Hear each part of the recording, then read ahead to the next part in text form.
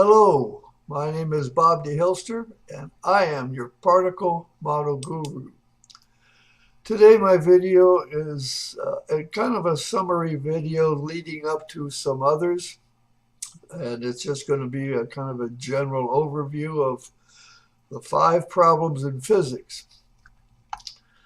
If you're new to TPM, if you're new to the particle model, I would suggest you look at these 3, the particle model overview, the levels of the universe, and in particular dark matter versus G, which I've already covered as well, but will be repeating some here in the near future. These will help you understand more about the particle model since I can't cover everything each time. Now, here's a list from Wikipedia. Yeah, I know you can't read it, but there it is. And I put it up there just to point out that whoever and all the people who sit there and edit and put this in there put in a lot of problems in physics. Well, how many are there? Well, this is the link for that list. There are 11 different categories, and under those categories there are a total of 81 problems, and there are 18 other ones that are mentioned that have been solved. At least they claim they have been solved. I'm not going to cover that many. It's just too difficult, so I looked for a smaller list, and yes, I found one at this link. I don't know that anyone would actually consider these the problems in physics today, but this was somebody's list, and I'm going to use it as a guide.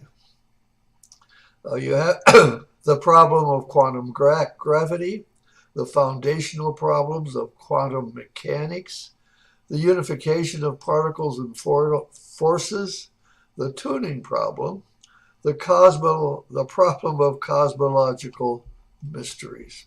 Having trouble reading this morning. Okay, so let's go over each one briefly and see what they're talking about. Quantum gravity is the first one. The statement the writer makes is that they think that we should combine the general relativity with quantum theory into a single theory that can claim to be a complete theory of nature. Yeah, this is probably one of them. And the quantum gravity, general relativity is not a theory of quantum gravity, and as a consequence doesn't seem to fit well. Literally, quantum gravity is a field of theoretical physics that seeks to describe gravity according to the principles of quantum mechanics, and where quantum effects cannot be ignored. It's an interesting comment. And such as near compact astrophysical objects where the effects of gravity are strong.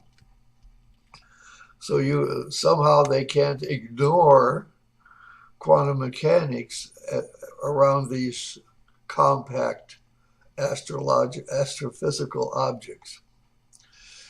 The second problem is quantum mechanics, the foundational problems of quantum mechanics. The statement is, resolve the problems and the foundations of quantum mechanics either by making sense of the theory as it stands or by inventing a new theory that does make sense. Well, that looks like an opportunity for the particle model. Making sense of the theory. Obviously, someone thinks that quantum mechanics does not make sense. Further information, the discovery that particles are discrete packets of energy with wave-like properties. Not physical particles, but particles, whatever you think particles are, this is what they think particles are. They're discrete packets of energy with wave-like particles.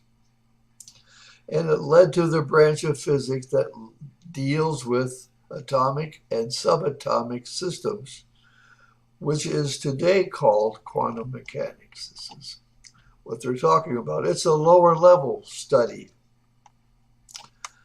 The problems of quantum mechanics as a physical theory. That's one of the statements just made in the previous slide. I looked for the problems of quantum mechanics and didn't find much. I'm going to have to look a little bit more. And let me, I should have said this at the beginning. I'm not an expert in general relativity or quantum gravity or quantum theory or quantum mechanics.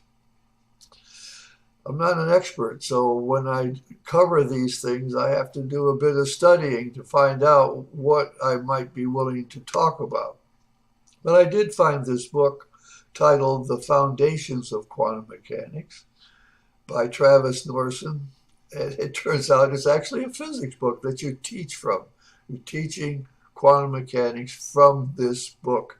And in chapter 3, 4, and 5, the writer of the book actually talks about these problems: the measurement problem, locality problem, and the ontology problem. And if I get to that point in a subsequent video, we'll talk about those.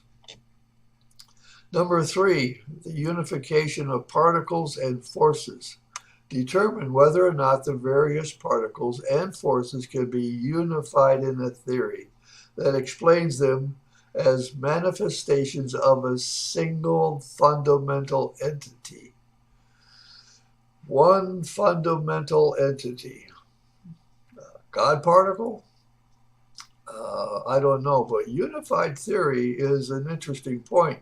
Even problem number 1, which deals with general relativity and quantum theory, is trying to unify something. Here's another way of unifying, and unifying in terms of particles and forces.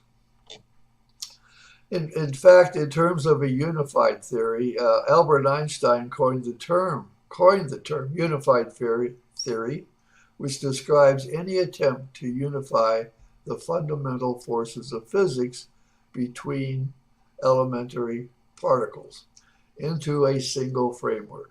Einstein spent the latter part of his life searching for a unified theory, but was unsuccessful. Now, clearly he understood relativity, and all the information I've seen, there's lots of pictures with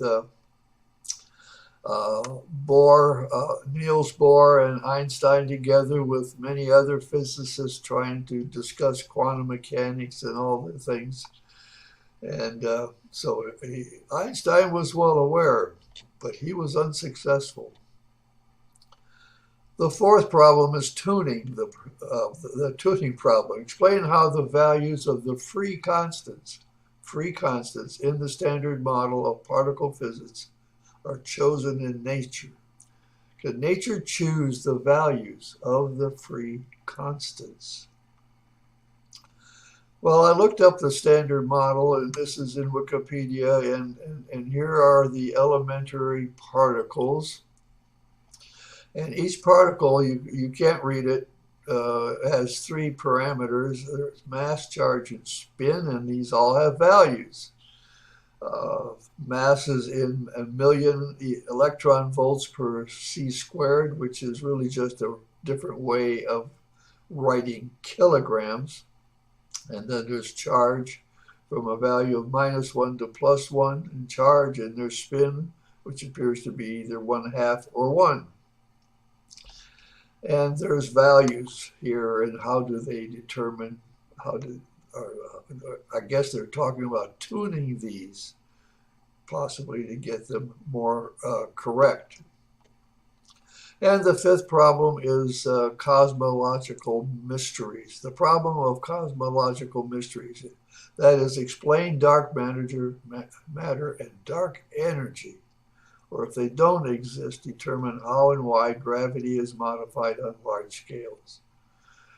More generally, explain why the constants of the standard model of cosmology, including dark energy, have the values they do. And here's, I have one on dark matter already. Again, I recommend you look at that before one of my next videos, but I'm going to go into dark matter and dark energy. And here are the constants of the standard model. I don't know if these are free constants or not, but they're constants, and there's the fine structure constant, strong coupling constant. There are 15 masses. These are the particles, all compared to the Planck's mass, which is here in giga electron volts per c squared. And you got the masses of the quarks, leptons, bosons, and more. Lots of constants to have that need values. So maybe I'll have an upcoming video of each one of these, but more likely I'm going to combine some of these, and I'm thinking 2 or 3 videos to try to cover these ideas.